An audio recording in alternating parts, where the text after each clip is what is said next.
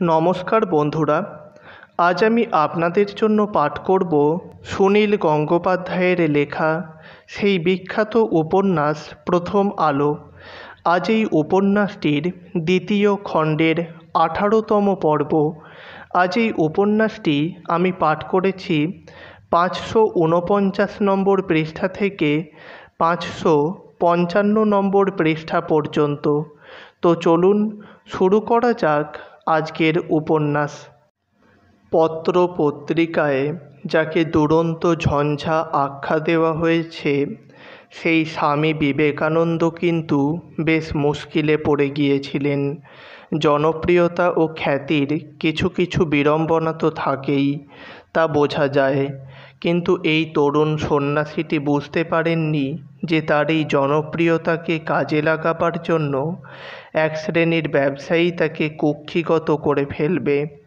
শিকাগোর বিশ্বধর্ম সম্মেলনের শুধু উদ্বোধনী ভাষণে নয়, আরও অনেকগুলি আলোচনা চক্রে প্রমাণিত হয়ে গিয়েছিল যে স্বামী বিবেকানন্দের বক্তৃতায় এক দারুণ আকর্ষণী শক্তি আছে। যেসব সভায় অনেক বক্তা, সেসব সভায় বিবেকানন্দের ডাক পড়ে সবচেয়ে শেষে। অন্যান্যদের বক্তৃতা শুনতে শুনতে শ্রোতারা যখন ঝিমিয়ে পড়ে, অনেকে উঠে চলে যেতে শুরু করে, তখন উদ্যোক্তারা ঘোষণা করে, আপনারা বসুন বসুন, এরপরে বলবেন স্বামী বিবেকানন্দ। অমনি সভামণ্ডপে নতুন উৎসাহের সঞ্চার হয়। বিবেকানন্দ লিখিত ভাষণ পাঠ করেন না, তার সমস্ত কথাই স্বতঃস্ফূর্ত। ইংরেজি উচ্চারণে কিছুটা আইরিশ টান থাকলেও স্পষ্ট বোঝা যায়। অহেতুক উদ্ধৃতি বা পাণ্ডিত্যের কচকচি নাই। তার চোখের দৃষ্টির মতনই তার মুখের বাক্য প্রবল আত্মবিশ্বাসে পরিপূর্ণ। ধর্মীয় দর্শন এবং ইতিহাসের প্রেক্ষাপটে মানুষের জীবন, এই ধরনের গুরুতর বিষয় নিয়ে আলোচনা করলেও তিনি উৎকট গুরুগম্ভীর ভাব করেন না। তার গুরুর নির্দেশ মতনই তিনি রসে বসে থাকেন, শুকনো সন্ন্যাসী নন। শুধু প্রকাশ্য জনসভায় নয়, বিভিন্ন ঘরোয়া আসরেও তার ডাক পড়ে। বিশিষ্ট ব্যক্তিরা ঘণ্টার পর ঘণ্টা মন্ত্রমুগ্ধের মতন তার কথা শোনে। আমেরিকায় প্রতিটি মানুষের জীবনেই সময়ের দাম আছে। যে যে কাজই করুক, সে প্রতিটি মিনিটের জন্য দাম পায়, কিংবা তাকে দাম দিতে হয়। বক্তৃতা বিনা পয়সায় হয় না। বক্তা যেহেতু সময় ব্যয় করছেন, তাই সেই সময়ের দাম তার প্রাপ্য। যারা শুনতে আসে, তারাও দাম দিতে দ্বিধা করে না। স্বামী বিবেকানন্দের জনপ্রিয়তা দিন দিন বৃদ্ধি পেতে দেখে শিকাগোর স্লেটন লাইসিয়াম ব্যুরো নামে একটি ব্যবসায়িক প্রতিষ্ঠান তার সঙ্গে 3 বৎসরের একটা চুক্তি করে ফেলল। তারা আমেরিকার বিভিন্ন শহরে এই ভারতীয় সন্ন্যাসীর বক্তৃতায় ব্যবস্থা করবে। টিকিট বিক্রির টাকা বক্তা ও উদ্যোক্তাদের মধ্যে ভাগাভাগি হবে। আপাত দৃষ্টিতে বিবেকানন্দের পক্ষে বেশ উপযোগী। তিনি ভারতের ধর্ম ও বাণী প্রচার করার জন্য এদেশে এসেছেন। সহসা ফিরে যাওয়ার জন্য কোনো মানে হয় না। তার পক্ষে নানা শহরে ঘুরে ঘুরে হল ভাড়া করা, কাগজে বিজ্ঞাপন দিয়ে শ্রোতা সংগ্রহ কিংবা টিকিট বিক্রির ভার নেওয়া সম্ভব নয়। সেসব দায়িত্ব অন্যের উপর চাপানোই শ্রেয়। তিনি বক্তৃতা দেবার পর কোথাও $80, কোথাও $127 পেয়ে মনে করতে লাগলেন বেশ ভালোই উপার্জন হচ্ছে। ডেট্রয়েটে একদিনের বক্তৃতায় পেলেন $900। ডলারের দাম এখন ভারতীয় মুদ্রায় 3 টাকা। সেই অনুযায়ী হিসেব কষলে এ তো অনেক টাকা। ভারতে অনেক শিক্ষিত ব্যক্তি সারা বছরেও 2700 টাকা রোজগার করে না। কিন্তু সন্ন্যাসীর পক্ষে এরকমভাবে অর্থ উপার্জন করা কি নীতিসম্মত? চুক্তিটি করার সময় বিবেকানন্দ আমেরিকায় তার নবলব্ধ বন্ধুদের কারুর সঙ্গে পরামর্শ করেননি, দেশেও কারুকে জানাননি। দেশের সঙ্গে, বিশেষত বাংলার গুরু ভাইদের সঙ্গে তার অনেক দিন যোগাযোগ ছিল না। শিকাগোর ধর্ম সম্মেলনে স্বামী বিবেকানন্দ নামে এক হিন্দু সন্ন্যাসীর জয়বার্তা যখন একটু একটু করে কলকাতায় পৌঁছয়, তখন শ্রীরামকৃষ্ণের গৃহী বা সংসার ত্যাগী শিষ্যরা কেউ বুঝতে পারেননি যে এই দিগ্বিজয়ী তাদের সেই নরেন। বিবেকানন্দ নামটাও তাদের কাছে অপরিচিত। নরেনের সমুদ্র পাড়ি দেবার ঘটনাও ছিল তাদের কাছে অজ্ঞাত। বিবেকানন্দ চিঠিতে যোগাযোগ রাখতেন শুধু তার মাদ্রাজি ভক্ত আলাসিঙ্গা, খেতড়ির রাজা অজিত সিং ও আর দু একজনের সঙ্গে। এখন অবশ্য বিবেকানন্দের সঙ্গে তার গুরু ভাইদের যোগাযোগ হয়েছে। অর্থ উপার্জন করার ব্যাপারে বিবেকানন্দ একটা যুক্তি তৈরি করে নিয়েছেন। ভারতে একজন সন্ন্যাসী গাছতলায় শুয়ে রাত কাটিয়ে দিতে পারে, এই শীতের দেশে তা সম্ভব নয়। ভারতে সাধু সন্ন্যাসীদের দেখলে সাধারণ মানুষ পুণ্য সঞ্চয়ের আশায় তাদের আহার্যের ব্যবস্থা করে দেয়। সেরকম প্রথা নেই এদেশে। এর মধ্যে বিভিন্ন পরিবার তিনি আতিথ্য নিয়েছেন বটে, কিন্তু দিনের পর দিন তা সম্ভব নয়। মাঝে মাঝেই তিনি হোটেলে থাকতে বাধ্য হন, তাও সাধারণ হোটেলে তাকে স্থান দেয় না, দামি হোটেলেই উঠতে হয়। সে খরচ কে দেবে? কিছু কিছু ব্যক্তিগত ব্যয়ও আছে। তামাকের নেশা তিনি কিছুতেই ছাড়তে পারছেন না। দেশে হুঁকো টানা বেশ সস্তার ব্যাপার ছিল। এদেশে চুরুটের দাম খুব বেশি। $13 দিয়ে একটা পাইপ কিনে ফেলেছেন। $30 খরচ হয়ে গেল একটা কালো রঙের কোট কেনার জন্য। তাছাড়া অনেক টাকা জমাতে হবে। সেই টাকা তিনি দেশে পাঠাবেন। শিল্প স্থাপন করতে না পারলে ভারতের দারিদ্র্যদশা কোনো দিন ঘুচবে না। তিনি এদেশীয় বন্ধুদের বললেন, আমি এদেশে এসেছি দেশ দেখতে নয়, তামাশা দেখতে নয়, নাম করতে নয়। আমার দেশের দরিদ্র মানুষদের জন্য উপায় দেখতে। মনে মনে তিনি দেশে গিয়ে মানুষের সেবার জন্য প্রতিষ্ঠান গড়ার কথা ভাবছিলেন। তার জন্য অর্থের প্রয়োজন। কিন্তু 2-1 মাস যেতে না যেতেই বিবেকানন্দ বুঝলেন ওই রকম একটা চুক্তির জালে আবদ্ধ হওয়া মারাত্মক ভুল হয়েছে। এদেশের ব্যবসায়ীরা ধর্ম বোঝে না, মানুষের সেবা কার্য নিয়ে মাথা ঘামায় না। তারা বোঝে শুধু মুনাফা। আর বিবেকানন্দের মতন একজন বিদেশি অসংসারী অনভিজ্ঞ মানুষকে ঠকিয়ে অতিরিক্ত লাভ করাও তাদের পক্ষে সহজ। বিবেকানন্দকে তারা চোরকির মতন ঘোরাতে লাগলো এক শহর থেকে আরেক শহরে। দিনের পর দিন বক্তৃতা দিতে দিতে তিনি ক্লান্ত, বিধ্বস্ত হতে লাগলেন। কিন্তু তাতে পকেট ভরতে লাগলো ওই ব্যবসায়ী প্রতিষ্ঠানেরই। একসময় তিনি টের পেয়েও গেলেন যে তিনিই প্রতারিত হচ্ছেন। প্রশংসা ও নিন্দে দুটোই বাড়ার ফলে তাকে নিয়ে যত বিতর্ক জমছে, ততই তার সম্পর্কে লোকের কৌতূহল বাড়ছে। দলে দলে লোক ছুটে আসছে তার বক্তৃতা শুনতে। এক জায়গায় টিকিট বিক্রি হলো $2500। তার থেকে স্বয়ং বক্তা পেলেন মাত্র $200। অথচ এই চুক্তির জাল ছিন্ন করে বেরিয়ে আসার কোনো উপায় নেই। তাহলে তাকে অসম্ভব ক্ষতিপূরণ দিতে হবে। 3 বছর ধরে যদি তাকে এরকম পরাধীনভাবে বক্তৃতা দিয়ে ছুটে বেড়াতে হয়, তাহলে তার জীবনী শক্তির কিছুই আর অবশিষ্ট থাকবে না।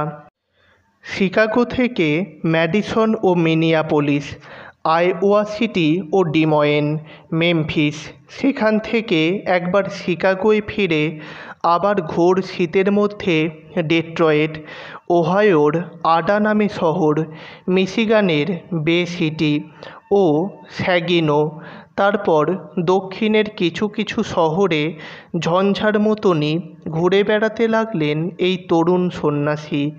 তার জীবনী শক্তি অপরিমিত হলেও এত পরিশ্রম তার সহ্য হয় না। মাঝে মাঝে অসুস্থ হয়ে পড়েন, কিন্তু চুক্তিবদ্ধ বলে বক্তৃতা দিয়েই যেতে হবে। বক্তৃতা দিয়ে মানুষকে মুগ্ধ করার ক্ষমতা তার আছে। ভারতের শাশ্বত বাণী এদেশের মানুষের কাছে পৌঁছে দেওয়া তার জীবনের ব্রত। তবু এক এক জায়গায় শ্রোতারা এমনই অদ্ভুত যে সেখানে কোনো গুরুত্বপূর্ণ কথা বলাই যায় না।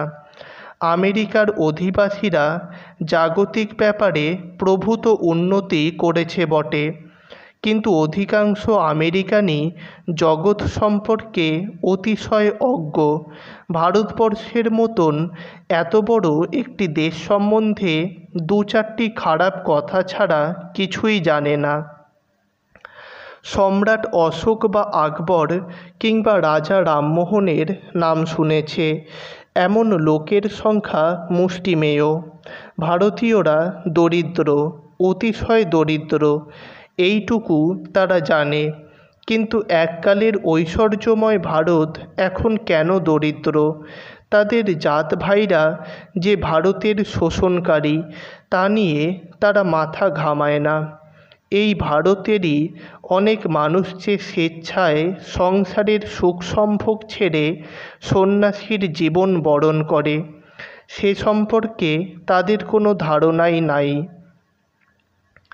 বিবেকানন্দের নাম সঠিকভাবে উচ্চারণ করতে প্রায় কেউই পারে না। কেন একজন মানুষের এরকম নাম, তা বোঝারও চেষ্টা করে না। তাদের ধারণা এই লোকটির নাম হচ্ছে বিব এবং এর পদবী কানন্দ। এরা মিস্টার কানন্দ বলে ডাকে। বিবেকানন্দ অনেকবার বোঝাবার চেষ্টা করে হাল ছেড়ে দিয়েছেন। ব্যবসায়ী প্রতিষ্ঠানটি মাঝে মাঝেই ইচ্ছে করে কোনো খনি বা কলকারখানার নিকটবর্তী অঞ্চলে বক্তৃতার ব্যবস্থা করে। এরা প্রাচ্যদেশীয় কোনো মানুষ দেখেনি। মাথায় পাগড়ি পরা একটি অদ্ভুত প্রাণী দেখার জন্যই এরা দলে দলে এসে টিকিট কাটে। এদের সামনে কোনো গুরুত্বপূর্ণ প্রসঙ্গ উত্থাপন করাই যায় না। বক্তৃতা শুরু করতে না করতেই এই সব শ্রোতাদের মধ্যে কেউ না কেউ চেঁচিয়ে বলে ওঠে, হেই মিস্টার কানন্দ, ওসব বড় কথা শুনতে চাই না। তোমাদের দেশে শুনেছি মায়েরা সন্তানের জন্মের পর নদীতে ছুঁড়ে ফেলে দেয় কুমিরদের খাওয়ার জন্য। একথা সত্যি? বক্তৃতা থামিয়ে বিবেকানন্দ একটুক্ষণ চুপ করে থাকেন। তারপর স্মিত মুখে বলেন, আমার মা যে আমাকে জলে ছুঁড়ে ফেলে দেননি, তা তো দেখতেই পাচ্ছেন। আরেকজন বলল, ছেলেদের ছুঁড়ে দেয় না, শুধু মেয়েদের ফেলে দেয়। বিবেকানন্দ বললেন, তাই নাকি? তাহলে নিশ্চয়ই কুমিররা মেয়ে সন্তানদেরই বেশি পছন্দ করে। মেয়েদের মাংস খুব নরম আর সুস্বাদু লাগে বোধ হয় ওদের কাছে। এতে একদল হেসে উঠলেও অন্য দল সন্তুষ্ট হয় না। তারা বলে, হ্যাঁ, তোমাদের দেশের বাচ্চা মেয়েদের জলে ফেলে দেওয়া হয়, আমরা জানি। তুমি এড়িয়ে যাচ্ছ। বিবেকানন্দ বললেন, না, এড়িয়ে যাচ্ছি না। আমি ভাবছি, সব মেয়েই যদি কুমিরের পেটে যায়, তাহলে পুরুষ সন্তানরা জন্মায় কী করে? অন্য একজন উঠে দাঁড়িয়ে সব জানতার ভঙ্গিতে বলে, বাচ্চা মেয়েদের জলে ফেলে দেওয়া হোক বা না হোক, স্বামী মরে গেলে তোমাদের দেশের বিধবাদের জোর করে পুড়িয়ে মারা হয়। এটা সত্যি, নিশ্চয়ই সত্যি। আমি অনেক বইতে ছবি দেখেছি। বিবেকানন্দ বললেন, হ্যাঁ, এটা মিথ্যে নয়।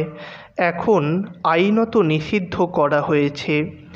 একসময় কিছু কিছু বিধবা স্বামীর চিতায় পুড়ে মরেছেন, একথা সত্যি। দু চার জায়গায় জোর করা হলেও অধিকাংশ ক্ষেত্রে তাদের বুঝিয়ে নিরস্ত করার চেষ্টা হতো। তবু কোনো বিধবা মোহের বশে জিদ ধরলে তাকে আর আগুনে হাত দিয়ে পরীক্ষা দিতে হতো। আমি এ ব্যাপারটা মেনে নিচ্ছি। এবার প্রশ্ন করি, আপনারা জোন অব আর্কের নাম শুনেছেন নিশ্চয়ই। এই তো মাত্র সেদিন ফরাসি দেশে তাকে জীবন্ত পুড়িয়ে মারা হয়েছিল, তাই না? এরা কেউই জোন অব আর্কের নাম শোনেনি, তাই চুপ করে যায়। বিবেকানন্দ আবার বলেন, মধ্যযুগের ইউরোপের খ্রিস্টানরা কত শত শত অসহায় মেয়েদের ডাইনি বলে কাঠের দণ্ডে বেঁধে পুড়িয়ে মেরেছে, তাদের কথা শোনেননি? দর্শকদের মৃদু গুঞ্জনের মধ্যে তিনি আবার জোর দিয়ে বলে ওঠেন, এ ধরনের ধর্মান্ধতা সব দেশেই আছে। শুধু এরকম দু একটি ঘটনা দিয়ে কোনো দেশকে বিচার করা যায় না। একজন ফরাসি বা ইংরেজকে দেখলেই কেউ এখন জোন অব আর্কের কথা জিজ্ঞাসা করে না। একজন ভারতীয়কে দেখলেই বা কেন সতীদাহের প্রসঙ্গ তোলা হবে? শুধু খনি শ্রমিক বা কারখানার মানুষরাই নয়, অনেক গির্জায়, অনেক উচ্চাঙ্গের ক্লাবে, অনেক শিক্ষিতদের সমাবেশেও এই ধরনের প্রশ্ন নিক্ষিপ্ত হয় তার দিকে। একদল লোক এই সব প্রশ্নের উত্তরও চায় না। ভারত সম্পর্কে কুৎসাগুলি অন্যদের শোনানোই তাদের উদ্দেশ্য। একদিন বিবেকানন্দ এই রকম একটি সমাবেশে বলে ফেললেন, পশ্চিমী দেশগুলির একদল অত্যুৎসাহী প্রাচ্যদেশ সম্পর্কে যত নিন্দা আর অপপ্রচার করেছে, ভারত মহাসাগরের তলদেশের সমস্ত কাদা পাশ্চাত্যের দিকে ছুঁড়ে মারলেও তার যথেষ্ট প্রতিশোধ হয় না। কিন্তু আমি এদেশে কাদার বদলে কাদা ছুঁড়তে আসিনি। বহু যথার্থ ভোগবাদ বিমুখ নারী পুরুষ অবশ্য ঘণ্টার পর ঘণ্টা বিবেকানন্দের আধ্যাত্মবাদের কথা মন দিয়ে শুনেছে এবং তার ভক্ত হয়েছে। ভক্তের সংখ্যা বাড়লেও শত্রুর সংখ্যাও বাড়ে। শিকাগোর ধর্মসভায় অন্য যেসব ভারতীয় যোগ দিতে এসেছিলেন তারাও বিভিন্ন জায়গায় বক্তৃতা দিয়েছেন এবং শ্রোতাও পেয়েছেন। কিন্তু বিবেকানন্দের মতন তারা এমন স্পষ্ট বক্তা নন। তারা উচ্চাঙ্গের কথা বলেছেন বটে, কিন্তু বিবেকানন্দের মতন এমন মতবিরোধের সৃষ্টি করেননি। এমনভাবে মিশনারিদের সর্বাঙ্গে জ্বালা ধরাননি। বিবেকানন্দ পত্রপত্রিকায় সবচেয়ে বেশি আলোচ্য এবং তাতে অন্য ব্যক্তিদের ঈর্ষান্বিত হবার যথেষ্ট কারণ আছে। আমেরিকার প্রায় সব গির্জায় গির্জায় তার বিরুদ্ধে বিষোদ্গার চলছে। এই সবই জনপ্রিয়তা বৃদ্ধির কারণ। তাছাড়া বিবেকানন্দ বক্তৃতা দিয়ে অর্থ উপার্জন করেছেন অনেক। প্রতাপ মজুমদার প্রথম দিকে বিবেকানন্দের প্রতি স্নেহ প্রদর্শন করেছিলেন, পরে বিবেকানন্দকে নিয়ে এতটা বাড়াবাড়ি তার ঠিক সহ্য হলো না। তিনি তার কাছাকাছি মানুষদের বলে বেড়াতে লাগলেন যে ও ছেলেটা তো গায়ে মানে না আপনি মোড়ল।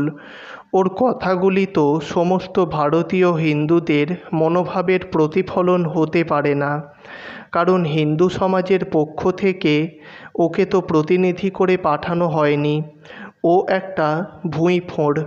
প্রতাপ মজুমদার দেশে ফিরে যাবার পর সেখানকার দু একটি পত্রপত্রিকায় বিবেকানন্দ সম্পর্কে কটু কথা প্রকাশিত হতে লাগলো। নরেন দত্ত নামে একটি ছোকরা ব্রাহ্মদের থিয়েটারে গান গাইত। ওর আবার ধর্মীয় নেতা হবার যোগ্যতা হলো কী করে?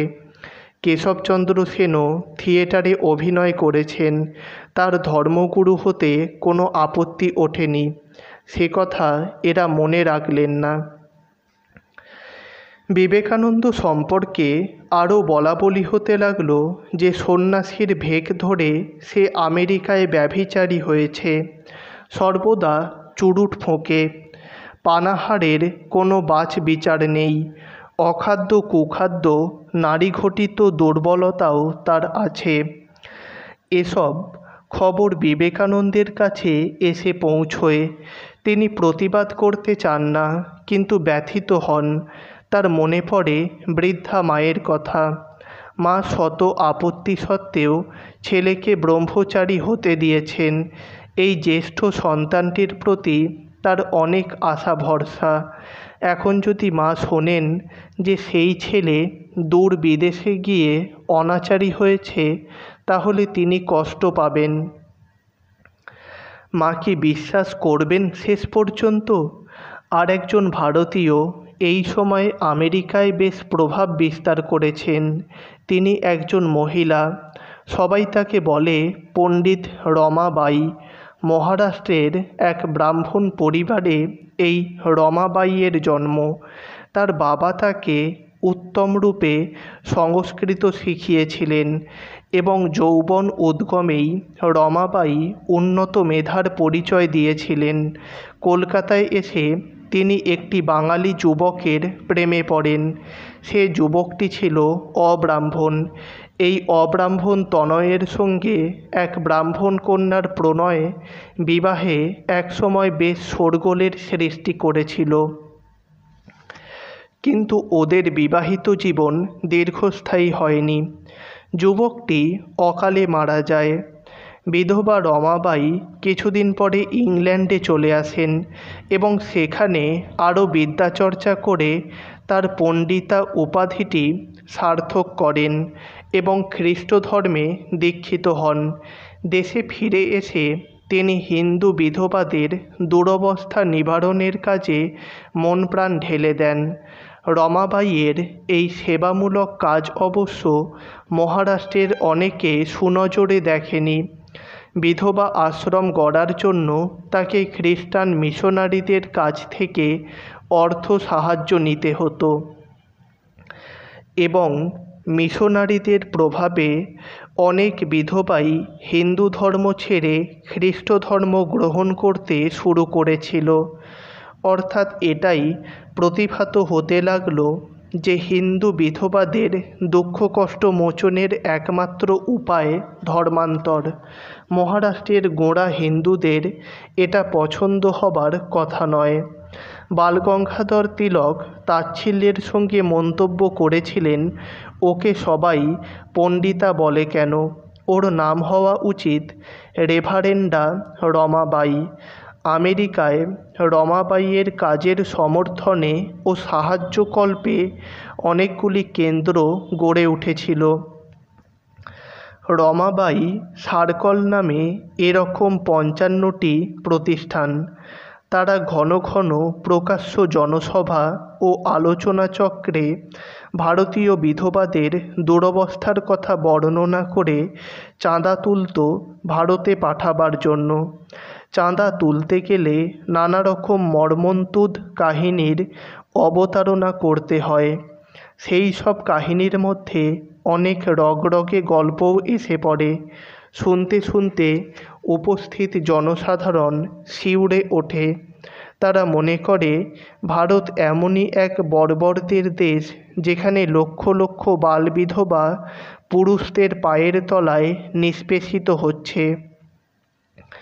বিবেকানন্দের বক্তৃতার আসরে কিছু লোক কুমিরের মুখে শিশু বিসর্জন, সতীদাহ ইত্যাদি বিষয়ের সঙ্গে সঙ্গে বিধবাদের প্রতি অত্যাচারের প্রসঙ্গও তোলে।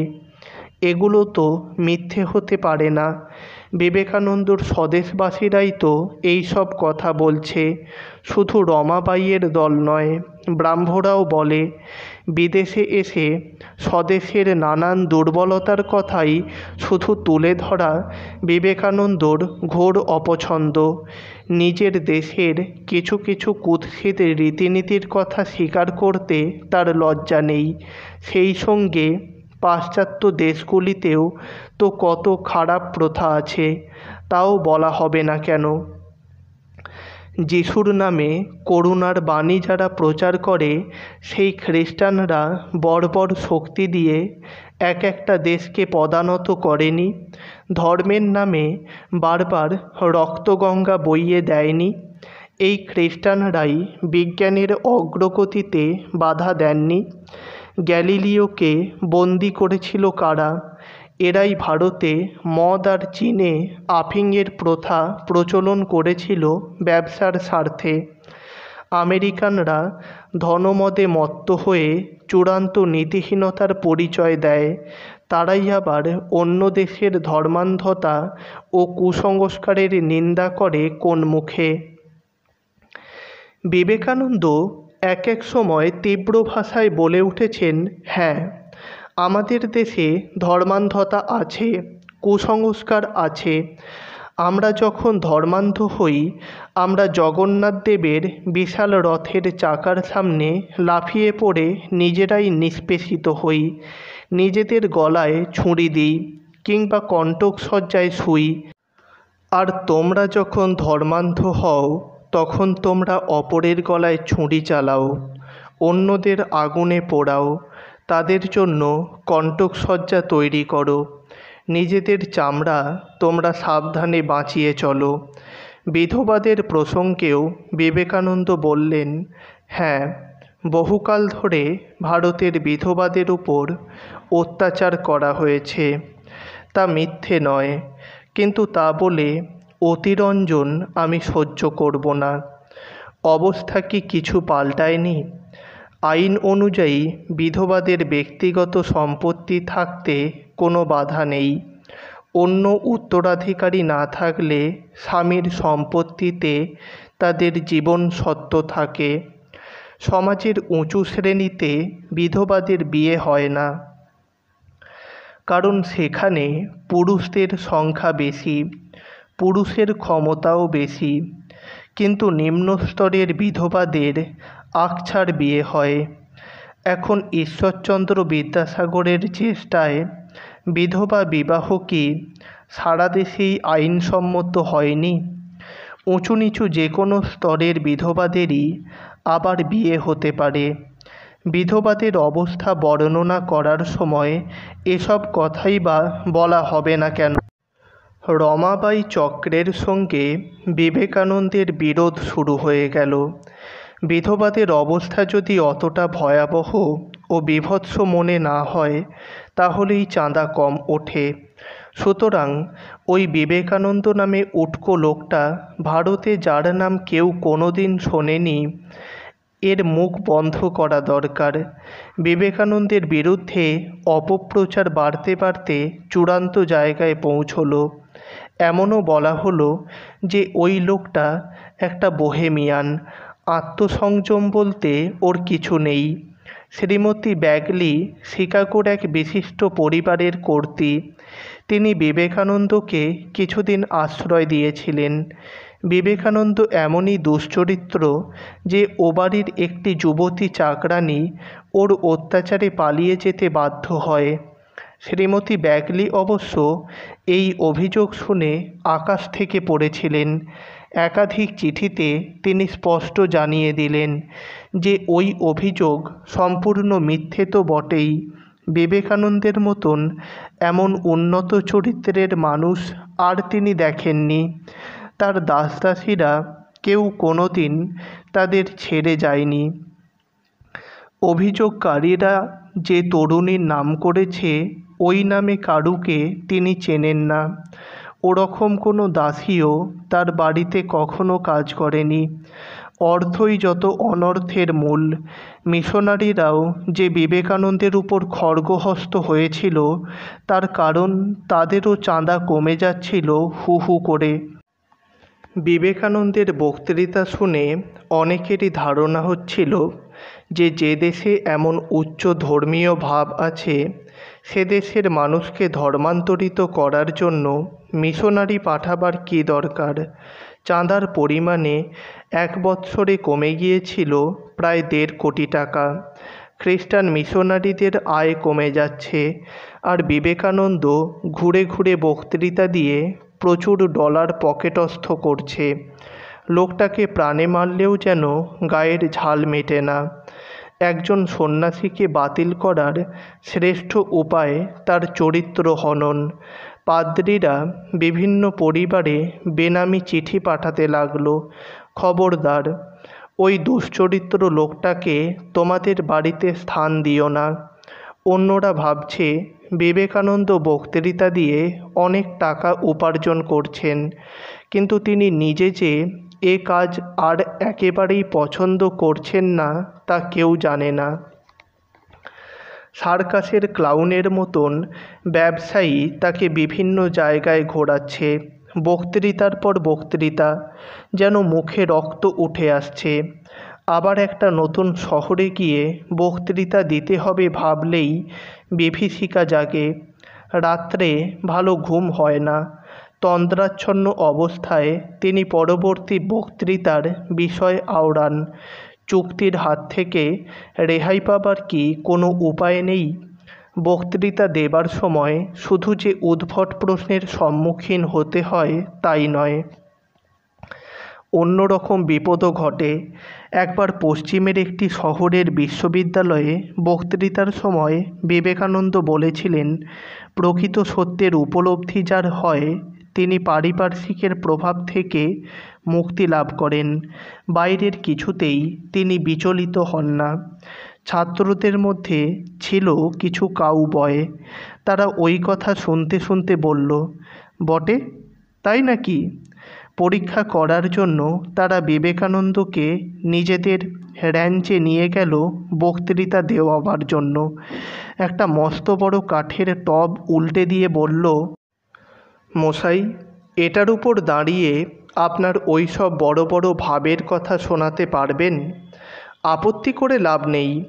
মোগলের হাতে পড়লে যেমন একসঙ্গে বসে খানা খেতেই হয়, সেই রকমই কোমরবন্ধে পিস্তল ঝোলানো কাউবয়দের কথা অগ্রাহ্য করা চলে না। টাবটার ওপর উঠে দাঁড়ালে সেটা ঢকঢক করে নড়ে। এই অবস্থায় মনঃসংযোগ করে কথা বলা যায় না। বিবেকানন্দ বুঝেছিলেন যে এই দুর্দান্ত প্রকৃতির ছেলেগুলি তাকে আরও কিছু বিপদে ফেলার চেষ্টা করবে। বক্তৃতা শোনার জন্য এরা পয়সা দিয়েছে, তা উসুল না করে ছাড়বে না। তিনি 2 পা ফাঁক করে দাঁড়িয়ে শুরু করলেন ভাষণ। হঠাৎ দুম করে একটা শব্দ হলো। তার কানের পাশ দিয়ে একটা পিস্তলের গুলি বেরিয়ে গেল। বিবেকানন্দ বিচলিত হবার কোনো লক্ষণ দেখালেন না। এরা যদি তাকে মেরে ফেলতে চাইতো তাহলে একটি গুলি যথেষ্ট ছিল। কাউবয়দের হাতের টিপ অব্যর্থ। ভয় দেখানোই এদের উদ্দেশ্য। ভয় পাওয়া মানেই পরাজয়। কিছুদিন আগে রবার্ট ইঙ্গারসোল নামে এক প্রসিদ্ধ বক্তার সঙ্গে বিবেকানন্দের আলাপ হয়েছিল। ইঙ্গারসোল প্রচণ্ড নাস্তিক এবং মানুষের মন থেকে ধর্মের নামে নানাবিধ কুসংস্কার দূর করাই তার জীবনের ব্রত। তার এই ধরনের বক্তব্য প্রচার করতে গিয়ে বহুবার তাকে বিপদের সম্মুখীন হতে হয়েছে। কিন্তু তিনি আমেরিকান। এদেশের বুকে দাঁড়িয়ে তিনি মানুষের চিন্তার স্বাধীনতা ও মতামত প্রকাশের দাবি করতে পারেন সদর্পে। বিদেশি হয়ে বিবেকানন্দ কখনো আমেরিকানদের জীবনযাত্রা পদ্ধতির সমালোচনা করেন শুনে তিনি চিন্তিত হয়ে বলেছিলেন, স্বামীজি, আপনি একটু সাবধানে থাকবেন। 50 বছর আগে হলে আপনাকে এরা ফাঁসি কাঠে ঝুলিয়ে দিত কিংবা পুড়িয়ে মারত। এখনও অনেক জায়গায় লিঞ্চিং হয়।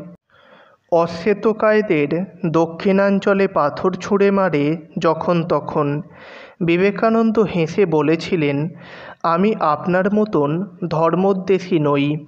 যীশুখ্রিস্টকেও আমি বিশেষ শ্রদ্ধা করি।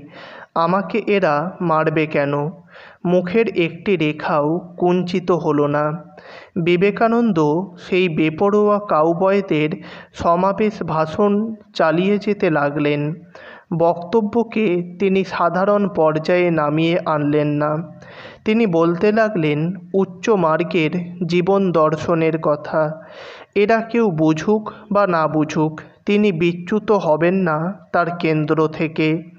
আরও কয়েকবার বিকট শব্দে গুলি ছুটে গেল তার মাথার দুপাশ দিয়ে। শেষের দিকে তিনি যেন সে শব্দ আর শুনতেই পেলেন না। গুরুর নাম স্মরণ করে একাগ্র হয়ে রইলেন তিনি। বক্তৃতা শেষ হবার পর সেই যুবকরা পিস্তল খাপে গুজে ছুটে এলো এই হিন্দু স্বামীজির সঙ্গে করমর্দন করার জন্য। প্রকৃত সাহসীর তারা সম্মান দিতে জানে। তাদের সঙ্গে হাত মেলাতে মেলাতে বিবেকানন্দ মৃদু হাস্য করতে লাগলেন। আর কত পরীক্ষা দিতে হবে। তো বন্ধুরা, আজ এ পর্যন্তই। পরের দিন নতুন কোনো পর্ব, নতুন কোনো গল্প, নতুন কোনো উপন্যাস, নতুন কোনো প্রবন্ধ নিয়ে হাজির হব আপনাদের কাছে। আর হ্যাঁ, চ্যানেলটিকে সাবস্ক্রাইব করে অবশ্যই সমৃদ্ধ করবেন, যাতে নতুন কোনো গল্প, উপন্যাস বা প্রবন্ধ প্রকাশের সঙ্গে সঙ্গে আপনাদের কাছে পৌঁছে যেতে পারি। ধন্যবাদ।